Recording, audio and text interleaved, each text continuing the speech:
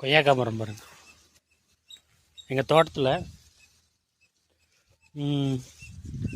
இது வந்து ஒரு ஆந்திரா ப்ரீடு. இது வச்சு ஒரு ஒரு 2 வருஷம் இருக்கும். எந்த செயற்கை உரமும் எதுவும் கிடையாது. பாருங்க, பழம் வந்து அவ்வளோ டேஸ்ட்டாக இருக்கும். நேச்சுரலாக வளர்ந்தது. சும்மா உரம் மட்டும்தான், மாட்டு எருவு மட்டும்தான் வச்சுருக்குறோம். ஒவ்வொன்றும் பெரிய பெரிய பழங்கள், நல்லா பெரிய பெரிய பழமாக வந்திருக்கு பாருங்கள்.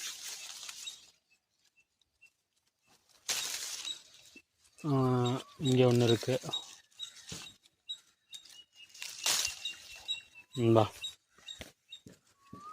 அடுத்து இங்கே ஒன்று இருக்குது. ஒரு 5 பழம் வளர்த்துருக்கு. கீழே ஒன்று இருக்குது.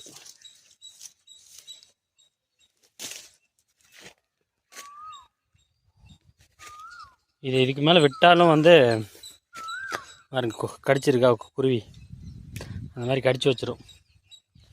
ஆல்ரெடி நிறையா இது பழத்தை டேமேஜ் பண்ணி வச்சுருக்கு.